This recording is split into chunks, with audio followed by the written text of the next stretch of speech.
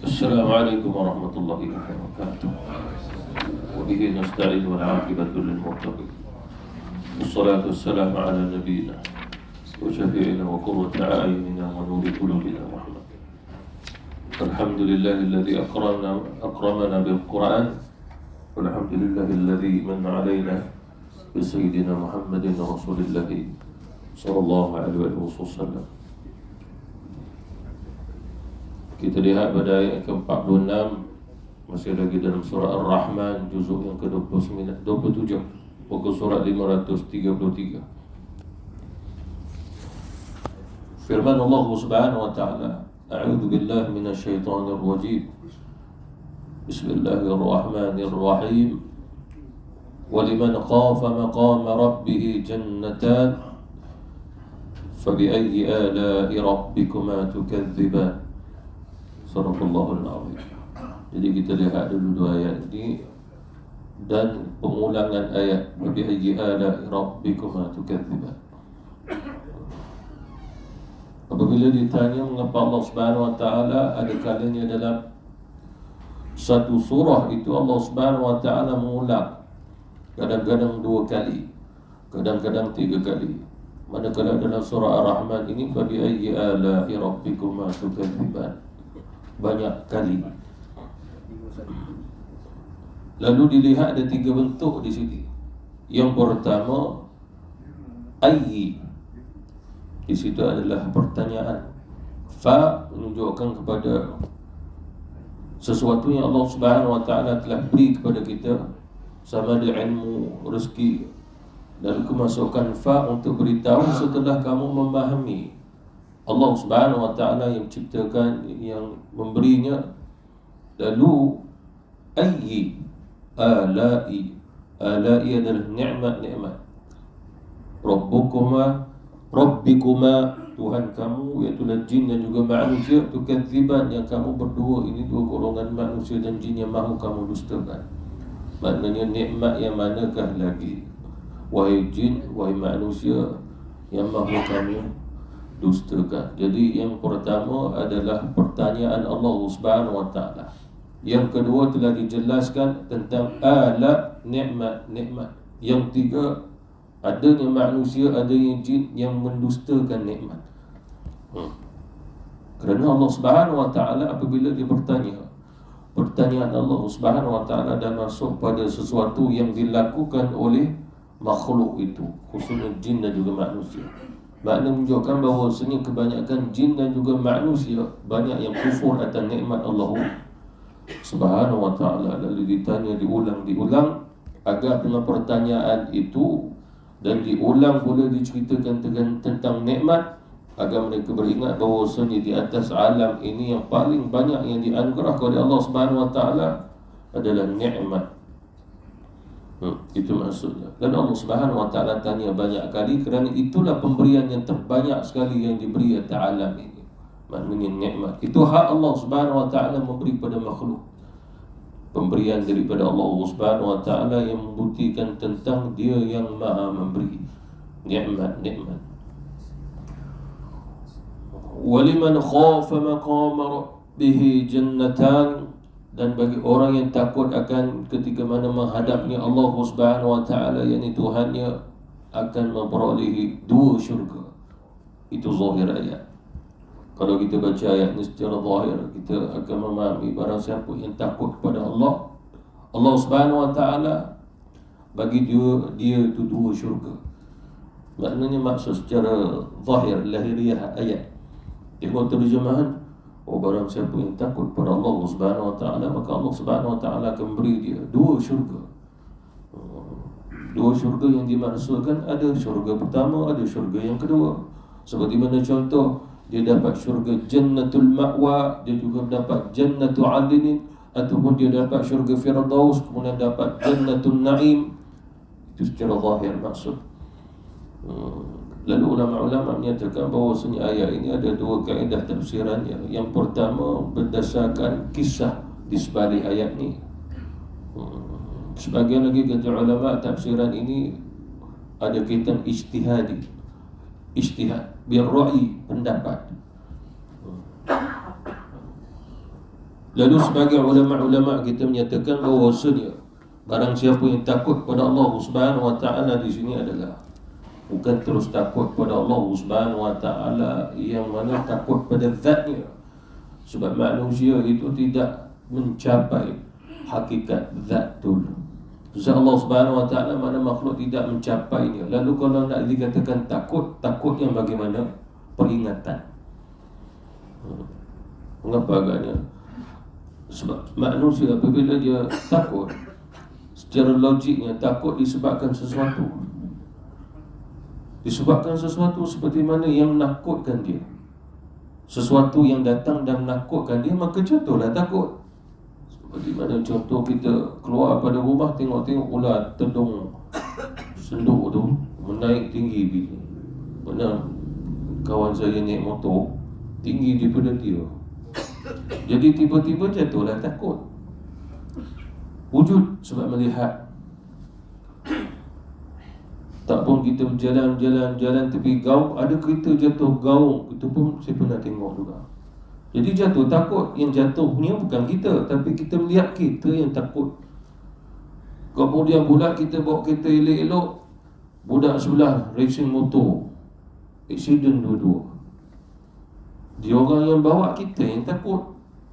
Tetapi apabila dikatakan takut kepada Allah Subhanahu wa taala, kita tidak pernah melihat Allah Subhanahu wa taala. Lalu ketakutan itu tidak sama.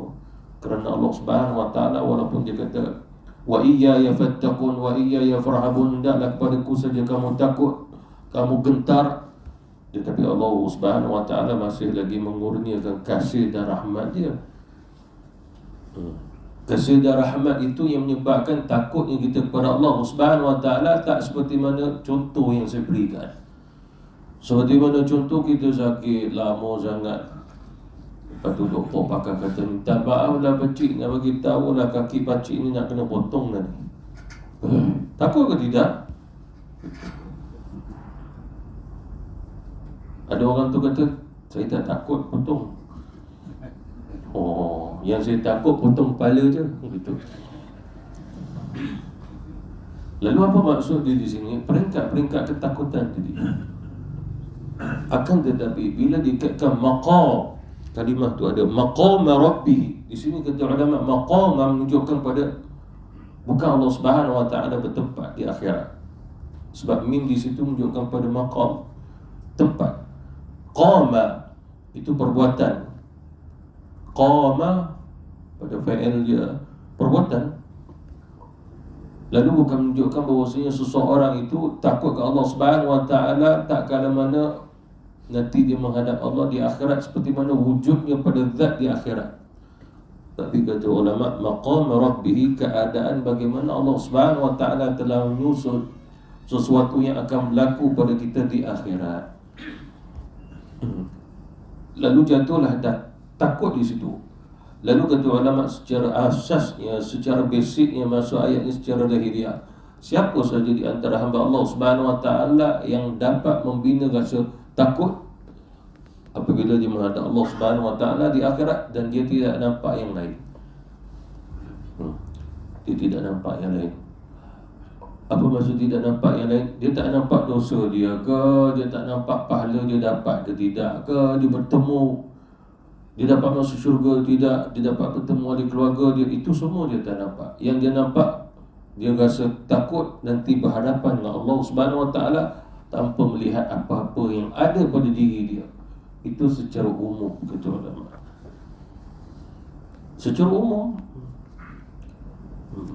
Sebagai ulama menyatakan bahawasanya ayat ini waliman khafa maqama rabbih jannatan mesti mempunyai satu kedudukan yang mana Allah Subhanahu wa taala menguji dengan satu perintah, lalu dia berjaya menjaga dan memelihara perintah tadi. Sebagai ulama menyatakan bahawasanya ayat ini dikaitkan seperti mana kisahnya Sayyidina Abu Bakr radhiyallahu anhu, Abu Bakar Siddiq radhiyallahu anhu. Satu ketika Abu Bakar Siddiq kehausan, sangat-sangat haus. Lalu dia panggil khadamnya, bawakan aku air. Khadamnya bawa susu. Dah terlalu haus, ambil susu minumnya. Dan kebiasaan memang khadam dia pun pergi perahnya susu kambing Sayyidina Abu Bakar Siddiq. Cuma Abu Bakar Siddiq terasa sesuatu, kenapa rasa air susu ini berlainan daripada kebiasaan dia bagi. Orang yang bertakwa dia mempunyai rasa begitu. Dia panggil khadamnya, ini susu mana ni? Wahai Abu Bakar Siddiq, maafkan aku tersilap perah kambing orang lain. Bukan kambing kita, bukan kambingmu, kambing orang lain. Lalu Sayyidina Abu Bakar Siddiq buat sesuatu untuk memuntahkan kembali. Lalu dia kata, sesungguhnya Rasulullah SAW pernah bersabda, walaupun mungkin seteguk air ataupun segigit, satu gigitan makanan yang mana bukan daripada yang halal ataupun daripada yang syubhat, maka bila masuk dalam perut tempatnya api neraka lah. Itu takwa. Jadi dia takut itu sehingga dia memuntahkannya. Cara dia memuntahkannya wallahu alam lah. Berlaku juga pada Sayyidina Umar lebih kurang kisah yang sama. Kisah roti. Satu hari Sayyidina Abu Bakar, Sayyidina Umar radhiyallahu anhu lapar, minta khadamnya bawalah sesuatu makanan apa saja. Khadamnya bawa roti, dia pun makan. Dia ahli taqwa, dah makan terasa sesuatu. Tanya, mana kau dapat roti ni? Roti ini adalah upah aku dulu sewaktu aku jahiliah, makna sebelum Islam. Aku ni macam Tok Bomo. Mesti Tok Bomo temberang ni, jahiliah kan. Lalu satu ketika aku merawat kawan itu. Lalu akhirnya dia beritahu, maafkan aku, hari ni aku tak dapat nak bagi upah, nanti akan datang aku bagi. Lalu dia kata, aku bertemu dengan orang tu kembali. Dia lupa nak bagi upah, hari ni dia bagi. Lalu dengan duit itu aku beli roti, lalu berilah padamu, pada Abu Umar Al-Khattab. Lalu apa maksud di sini? Maknanya dia mengambil upah atas jahiliah dia dulu, waktu dia syirik. Lalu Sayyidina Umar memandang itu bukannya satu upah yang halal dalam Islam, sebab dia buat perkara syirik kepada Allah Subhanahu Wa Taala. Lalu dia pun ambil air, dia minum, muntah balik. Lalu seperti mana juga dia dengar Rasulullah SAW sabda, yakni sepotong daging ke sepotong makanan yang dia masukkan ke dalam mulut daripada yang syubhat sekalipun, tempat dia api neraka. Ini taqwa. Itu derajat mereka. Sebab sahabat Rasulullah SAW derajat mereka lebih tinggi pada derajat maqam kewalian yang tertinggi juga. Para wali Allah Subhanahu Wa Taala ada yang sampai kewalian tertinggi, tetapi bila nak dibandingkan sahabat Rasulullah SAW, semua duduk bawah tapak kaki dia. Tak boleh nak capai ni tarafnya para sahabat Rasulullah SAW. Tak boleh nak capai. Itu telah disepakati oleh seluruh ulama. Seperti mana kata Syekh Abdul Qadir Jilani, sesungguhnya kedudukanku, maqam kewalianku, ini berada di bawah tapak kakinya para sahabat Rasulullah. Lalu dia sudah akidah Islam betul. Dia sudah akidah betul.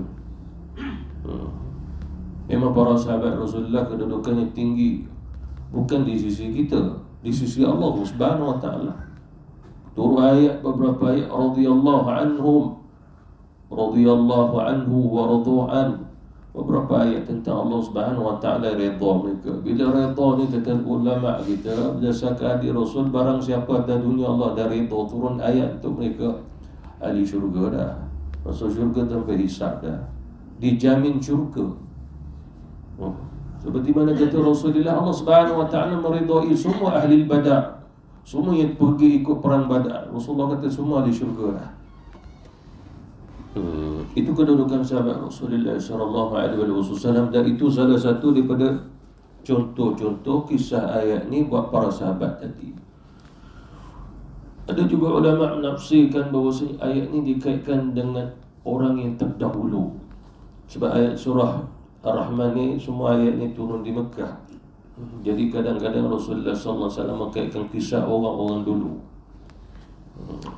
umat dulu, bukan umat dia. Dalam hadis Sahih Bukhari, Sahih Muslim pun ada diceritakan bahawasanya Rasulullah mengatakan, sesungguhnya ada seorang laki-laki Dia mewasiatkan kepada anak-anak dia. Dia panggil sebelum dia mati, wahai anakku sekalian, setelah aku mati, bakar aku. Setelah aku mati, bakarlah aku. Ini bukannya syariat Nabi SAW, ini umat dulu. Cuma kisah yang sebenarnya, hakikatnya Allah Alam, cuma Nabi kisahkan begitu.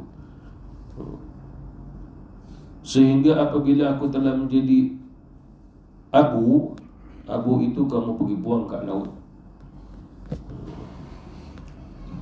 Selesai. Lepas tu Rasulullah SAW sambung kisahnya. Lalu Allah Subhanahu Wa Taala memanggil hamba tadi. Wahai hamba-Ku, mengapa kau memerintahkan anak-anakmu bakar, kemudian pula abumu dibuang ke laut? Lalu dia jawab, ya Allah, kerana aku takut nak menemuimu. Moga-moga engkau tidak menemui aku sebab aku dah jadi abu dah. Allah Subhanahu Wa Taala bertanya, mengapa? Kerana aku takut nak bertemu denganmu. Lalu Allah Subhanahu Wa Taala berfirman, kerana takutmu itu maka aku ampunkan dosa-dosamu, masuklah syurga. Tapi kisah ini jangan dijadikan satu dalil mudah ni masuk syurga dengan buat begitu. Dah frah sangat hidup, lepas tu dia bunuh diri. Pada Allah tanya, kenapa kamu bunuh diri? Frah hidup, ya Allah, hutang keliling pinggang, cinta tidak dicintai, cinta tidak dibalas, gitu, macam-macam. Lalu dia bunuh diri. Lalu jangan berdalil, moga-moga nanti bila Allah tanya aku dah bunuh diri, mungkin Allah Subhanahu Wa Taala maafkan aku, aku pun masuk syurga tanpa hisab. Jangan sampai dia berfikir demikian. Itu juga kisahnya. Akan tetapi kata Abdullah bin Abbas radhiyallahu anhuma, waliman khafa maqama rabbi jannatan. Tafsirannya adalah umum. Bila tafsirannya umum, maksudnya apa? Siapa sahaja yang takut pada Allah, dia dapat membinanya. Sama ada takutkan azabnya, kerana azab Allah Subhanahu Wa Taala yang cipta.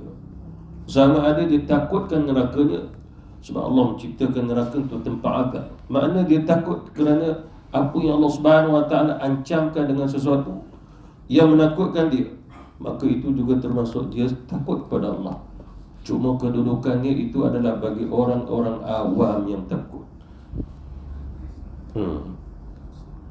Bagi kedudukan orang yang tertinggi, makamnya di sisi Allah, para nabi, para rasul, para wali, para sahabat rasul, takut mereka kepada Allah Subhanahu Wa Taala kerana wujudnya Allah. Disebabkan kekuasaannya, kehebatannya, lalu jatuh takut. Takut dia berjaya membina maqam, takut dia sampai maqam yang tertinggi. Itu yang paling tinggi, sebab mereka tak lihat yang lain. Tak lihat yang lain. Takut terus kepada Allah Subhanahu Wa Taala, pada zat yang wujud, dan bukan disebabkan ada kejadian-kejadian, penciptaan sesuatu. Seperti mana contoh, saya takut kalau saya tak dapat masuk syurga. Saya takut kalau sekiranya saya dilempar masuk neraka. Tetap takut di sini dia jatuh tentang syurga neraka, dua-duanya makhluk. Takut amalan tak diterima.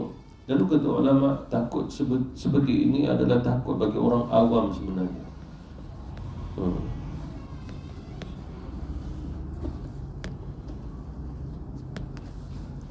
Selain daripada itu, kata ulama, waliman khafa maqama rabbi jannatan, tidak dikaitkan dia takut nanti dia akan menghadap Allah di akhirat. Allah Subhanahu Wa Taala akan bertanya macam-macam persoalan dengan dia. Lebih lagi persoalan antara makhluk dengan makhluk, kita dengan seseorang tu. Dia buat aniaya atas kita pula yang takut. Padahal mungkin kita berjaya dapat masuk syurga kerana dia menganiaya kita. Tetapi di situ Allah Subhanahu Wa Taala masih menahan dia untuk masuk ke syurga lagi. Allah Subhanahu Wa Taala menahan bagi orang yang dizalimi untuk masuk syurga lagi. Jadi di situ kisahnya menakutkan. Yang lain kata ulama takut di sini tak kala mana melalui kitab Allah Subhanahu wa taala dibaca seperti mana kata Abdullah bin Mas'ud, ayat yang paling menakutkan aku adalah tak kala mana seseorang yang beramal walaupun misqala dzarrah, seberat ke sebesar ke timbangannya zarah, Allah Subhanahu wa taala akan menghisapnya, mengiranya. Yang baik, yang buruk. Yang aku takutkan adalah yang buruk itu.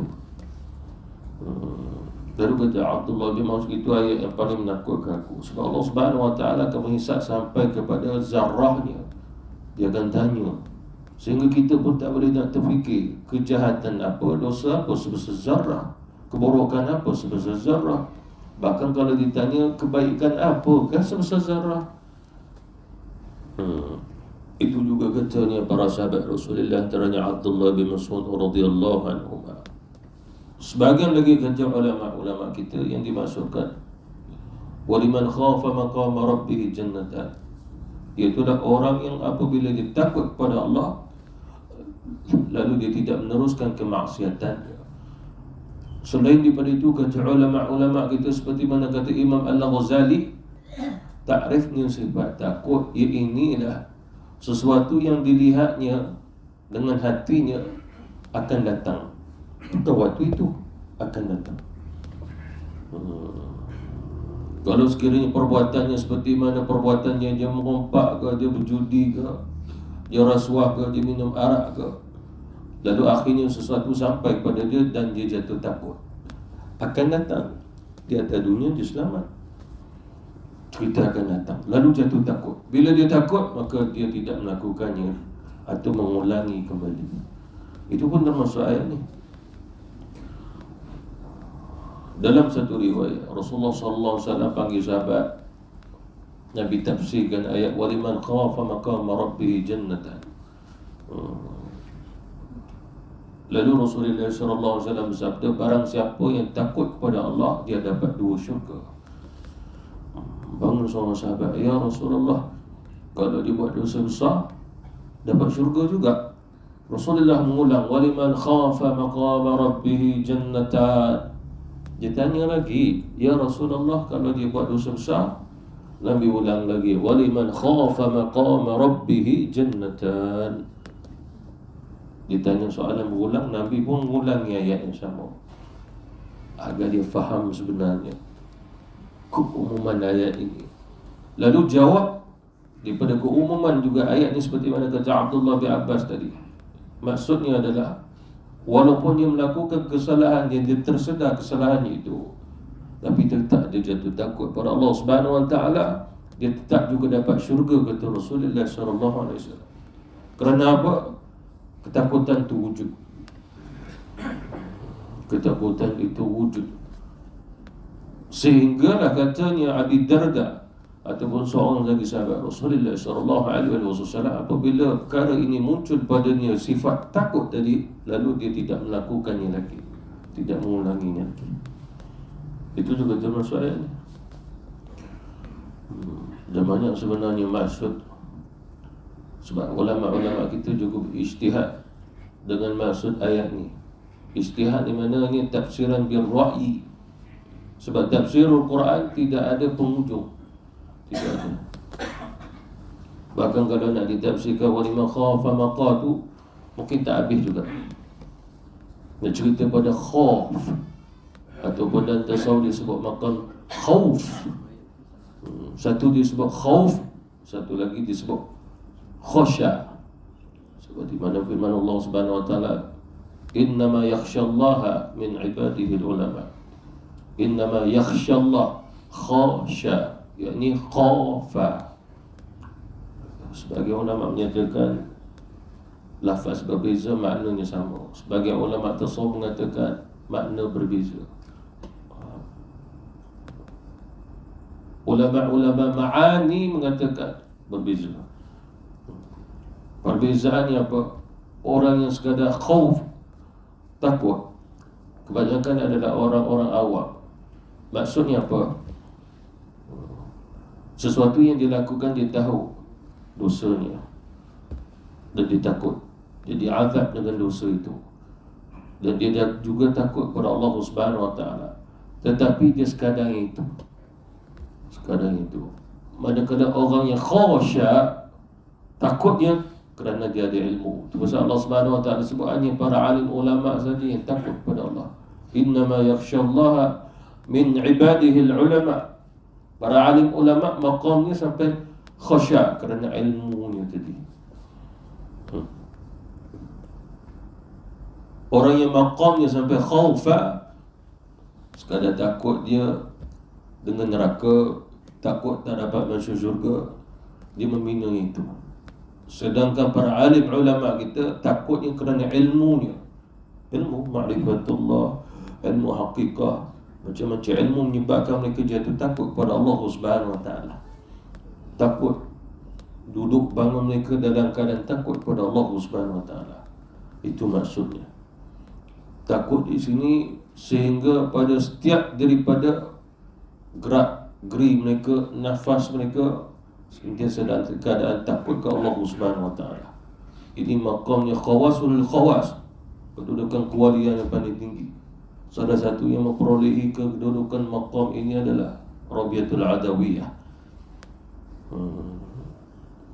Diriwayatkan Rabi'atul Adawiyah seorang wanita sufi, zuhud, zahid,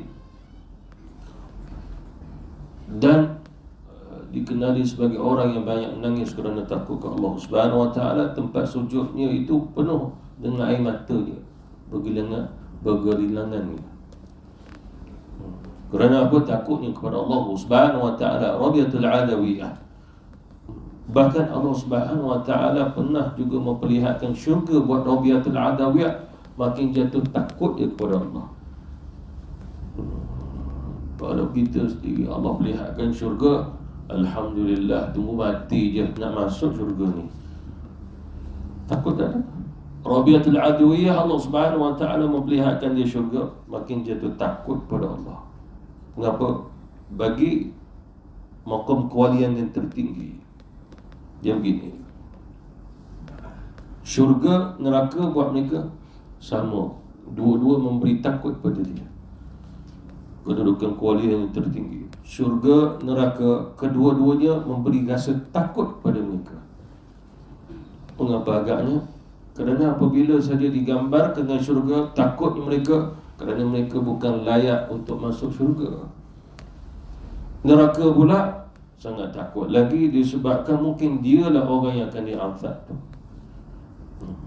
Tidak sama seperti mana takut orang awam kalau diberi kabar gembira dengan syurga, tentu dia tak nampak neraka dah. Lalu dia akan membina rasa riang, rasa bahagia sebab dia akan bakal masuk syurga Allah Subhanahu wa taala. Oleh kerana itulah maqam para sahabat menang. Walaupun Rasulullah sallallahu alaihi wasallam sebut Abu Bakar, Umar, Uthman, Ali dan beberapa sahabat Rasulullah, Abdurrahman bin Auf, Abdullah bin Mas'ud, ahli syurga, tetapi mereka adalah orang yang paling takut dengan Allah Subhanahu wa taala. Itulah maksudnya pengkabaran berita gembira daripada Rasulullah sallallahu alaihi wasallam. Pengkabaran berita itu yang menyebabkan mereka semakin takut dengan Allah. Sebab mereka tahu ganjaran syurga, jaminan syurga buat mereka setelah daripada ujian-ujian tersebut. Kerana mereka khawatir mereka tidak melepasi ataupun tak berjaya melepasi ujian itu.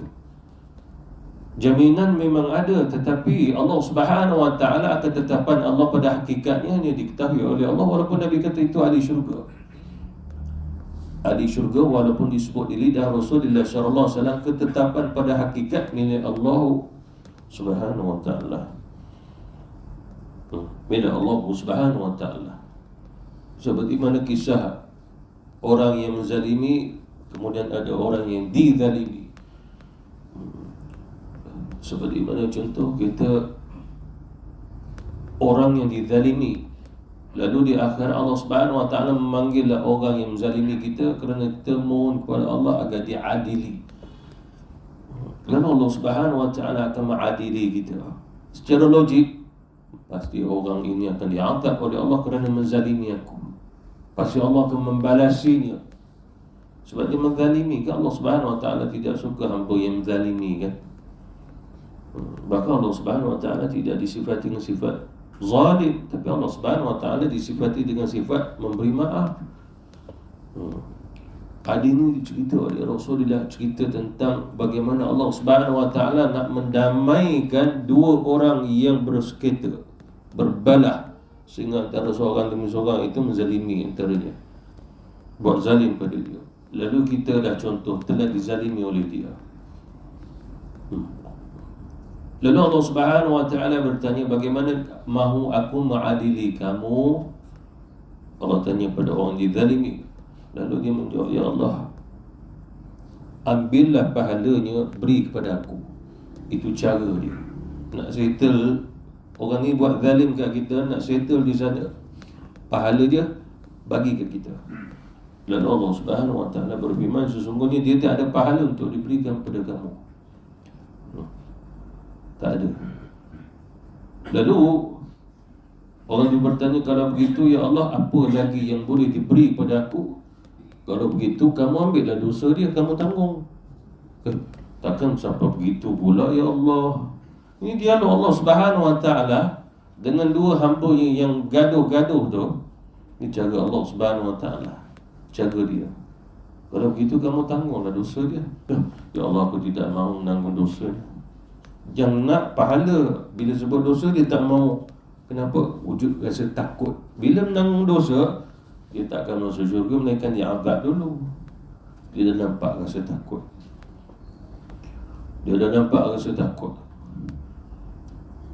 Lalu Allah Subhanahu Wa Taala bertanya, adakah kamu mahu masuk ke dalam syurgaku? Mahu ya Allah. Tapi apa tiket syurganya? Amalan-amalanku, tapi aku tidak menerimanya. Itulah saya nak sebut di sini, hakikatnya di sana bukan kita yang menentukan, sehingga Nabi dah beritahu kamu masuk syurga bukan sebab amal kamu. Lalu bagaimana nak bermuamalah dengan Allah kat sana, nak dapatkan rahmat dan redha tu? Bukan memandangnya amal kita. Bagaimana kita nak memandang amal sedangkan penuh dengan cacat celanya, solat pun tak khusyuk, tak sempurna. Lalu bagaimana seseorang nak bergantung dengan amal ni? Maka kat situ dah jatuh takut dah. Adakah amalku melayakkan aku masuk syurga Allah Subhanahu Wa Taala? Lalu Allah Subhanahu Wa Taala berfirman, wahai hamba-Ku, amalmu aku tidak terima. Orang tadi tak ada amal pula, amalmu aku tak terima. Kalau tak terima di sini, ni hak Allah Subhanahu Wa Taala atas hamba dia. Harus bagi Allah nak memasukkan siapa pun dalam syurga. Harus bagi Allah, bukan wajib pun. Lalu Allah Subhanahu Wa Taala bertanya lagi, adakah kamu mahu masuk syurgaku? Mahu ya Allah. Tapi Allah kata mesti ada, bahasa kita sebut tiketnya. Oh, kalau begitu aku mahu ya Allah, bukan tiketnya.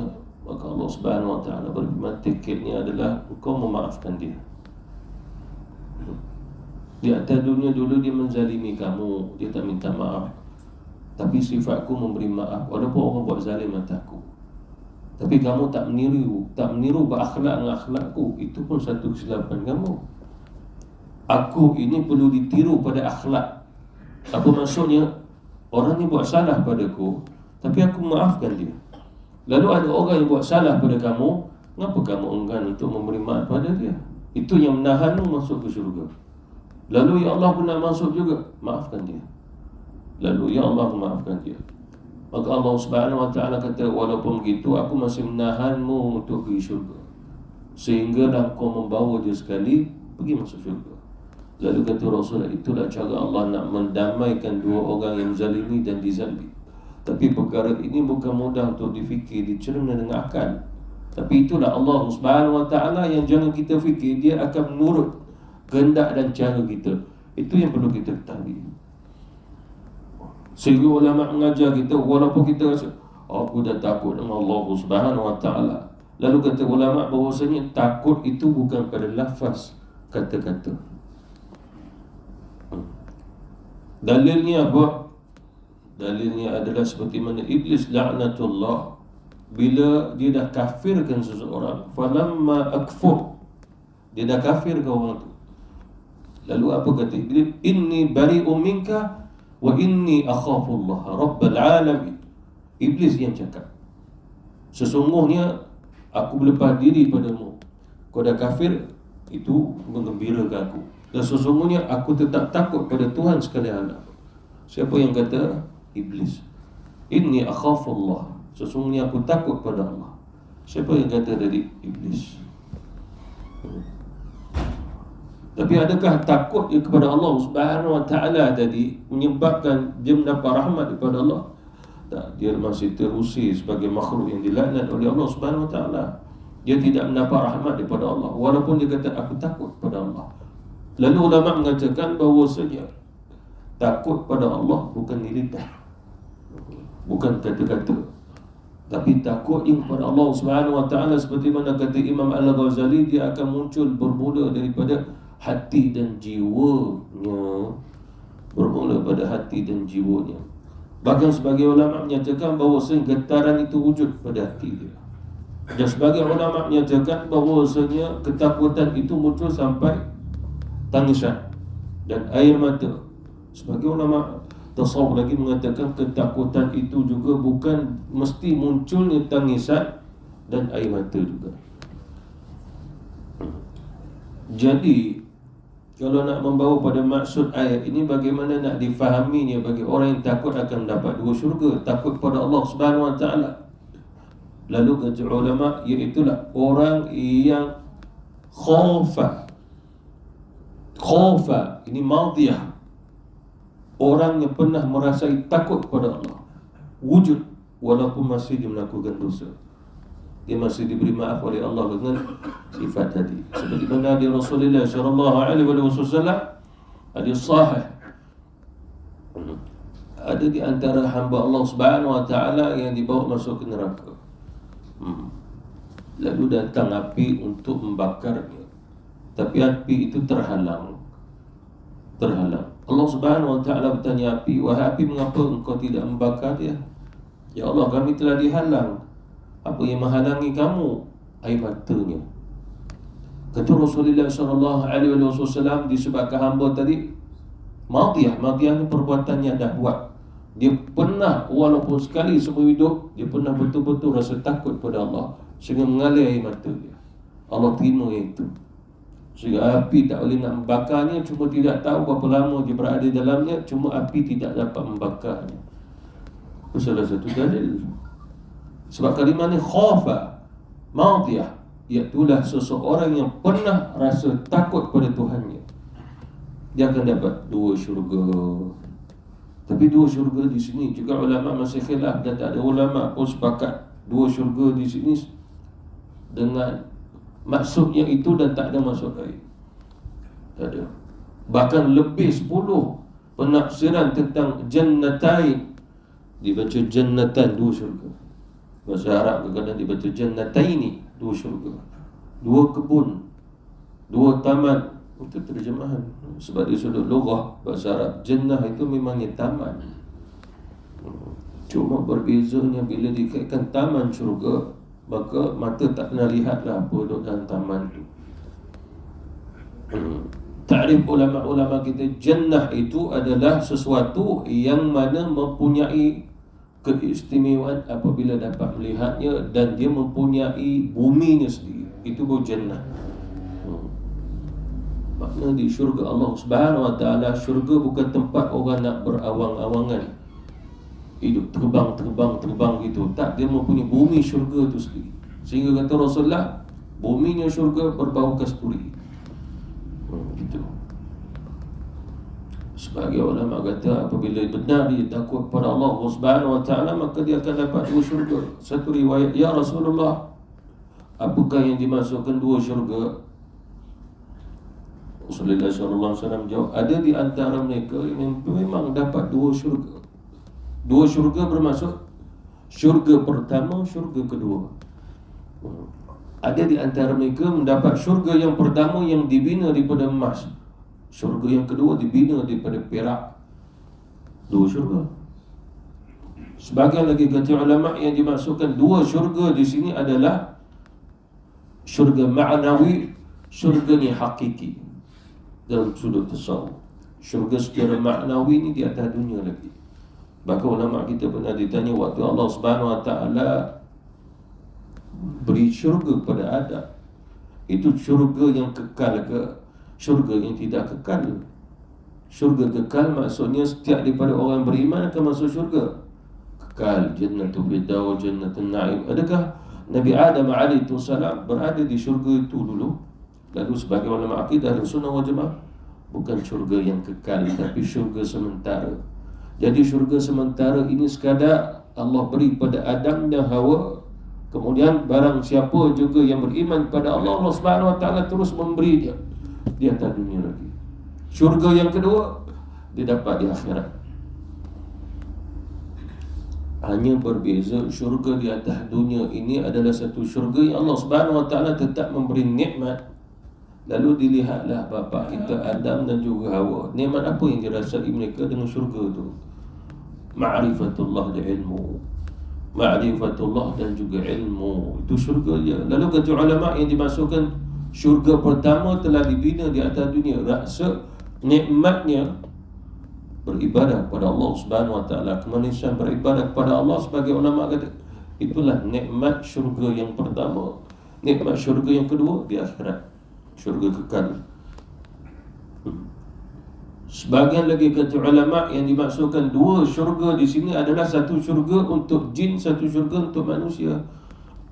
Lalu ulama membawa dalil bahawasanya jin juga ada syurga masing-masing, seperti mana manusia ada syurga masing-masing, syurga yang tersendiri. Tapi di sini adalah ijtihad, walaupun dengan dalil, dengan birra'i, pandangan. Sebab ulama kita ditanya, adakah jin juga dapat masuk syurga Allah Subhanahu Wa Taala? Dan telah kita pelajari tafsir surah Al-Ahqaf, cerita tentang persoalan adakah jin yang beriman dapat masuk syurga. Jin yang kafir memang la'amla'anna jahannama minal jinnati wan nasi ajma'in, sungguh aku memenuhi neraka jahanam untuk jin dan juga manusia nanti sama-sama masuk.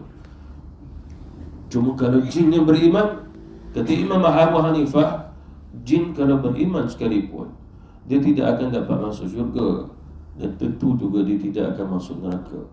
Lalu ke manakah jin yang beriman? Dia akan menjadi tanah saja. Ini fatwa Imam Abu Hanifah.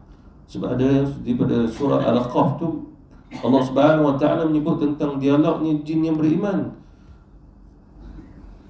Disebabkan jin kata, sekiranya kita menyahut seruannya Nabi ni, Nabi Muhammad sallallahu alaihi wasallam, ajibu da'i Allah wa aminu bih, dan kita beriman dengannya, yaghfir lakum dzunubakum, Allah Subhanahu Wa Taala akan mengampunkan kamu, dan begitu juga Allah Subhanahu Wa Taala menyelamatkan kamu pada siksaan. Tapi tidak disebut mereka akan dimasukkan ke dalam syurga, kerana tidak ada satu ayat pun jin akan masuk syurga. Ijtihad ulama, pandangan Imam Abu Hanifah. Bahkan Imam Abu Hanifah pun juga berpandangan bahawa syurga buat Adam itu bukan syurga kekal, syurga ni di dunia. Bahkan apa yang saya belajar dengan ulama-ulama di Mesir, kita pun tanya dia, Syekh, itu syurga Adam itu syurga kekal ke syurga yang bagaimana? Mana syurga kekal ni kita fahamlah di akhirat. Lalu ulama-ulama, bahkan lebih pada dua ulama tafsir di sana menyatakan, kembali balik pada lafaz ayat, inni ja'ilun fil ardi. Fil ardi, dan Allah Subhanahu Wa Taala tidak menyebut lafaz yang lain. Inni ja'ilun fil jannati, tidak. Fis sama'i, tidak. Tapi fil ardi, mana Allah Subhanahu Wa Taala memang dia berkehendak untuk menciptakan Adam fil ardi, khalifah, tempat duduk tinggal sebagai khalifah di bumi. Lalu kalau dikatakan syurga sekalipun, itu syurga di bumi juga. Di manakah lokasinya? Wallahu a'lam. Itu ijtihad. Itu ijtihad ulama-ulama. Oleh kerana itulah apabila kita belajar tafsir, kita jumpa pendapat ulama atas ra'yi, pendapat dia ijtihad, maka kita jangan gaduh-gaduh, taklah tafsiran begini-begini. Tak semua kita boleh kata semoga Allah Subhanahu Wa Taala terima saja semua penafsiran tu. Tetapi apabila satu tafsiran yang diijma'kan oleh ulama, ia dah masuk ke belum? Masuk.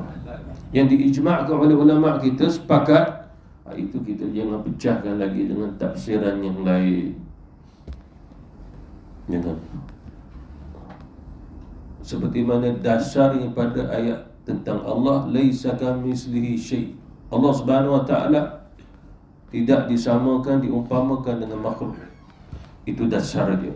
Lalu bila tidak disamakan, maka jangan dijauhau jawahir ataupun jauhar, arad, juzuk, jisim.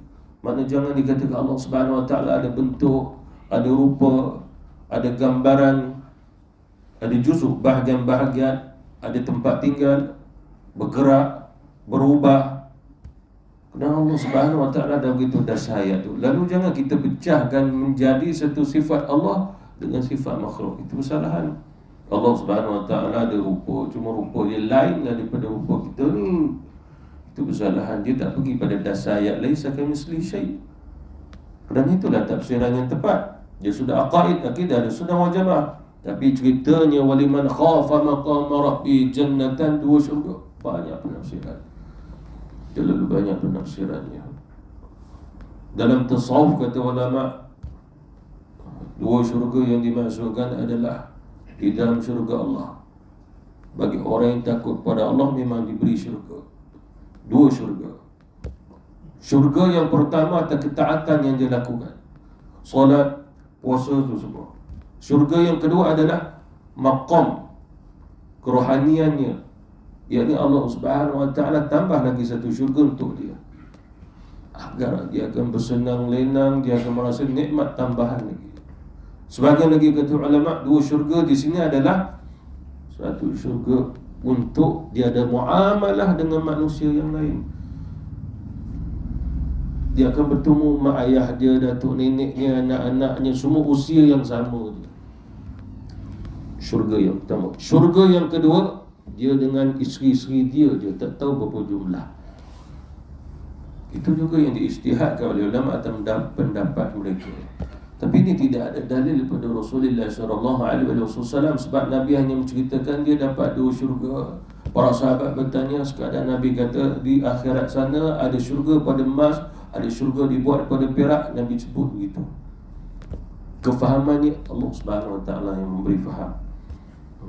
Itu adalah Allah Subhanahu wa taala yang mengurniakan kefahaman pada umat baginda Rasulullah sallallahu alaihi wasallam, asalkan dia memahami. Siapa yang takut kepada Allah Subhanahu wa taala, dia akan mendapat lebih daripada satu syurga. Tapi tidak boleh digambarkan syurga yang pertama, syurga yang kedua, tidak boleh digambarkan sama sekali. Seperti mana yang saya sebutkan tadi, ada ulama mengatakan dia dapat jannatul ma'wa, dia juga mendapat jannatul adni. Sebagian ulama mengatakan dia boleh pilih, wahai hamba-Ku, kerana kau mempunyai kedudukan rasa takut padaku, maka aku mempunyai 8 syurga. Pilih 2. Nak syurga yang mana? Itu kalau kita, ya Allah, mana syurga yang banyak isteri? Oh, itu. Cara yang itulah. Sana halal berlaku kan. Itu. Ya ke? Angguk sikit. Cuma ini pun takut juga ni. Wallahu ta'ala ala wabillahi taufiq wal hidayah. Wassalamualaikum warahmatullahi ta'ala wabarakatuh.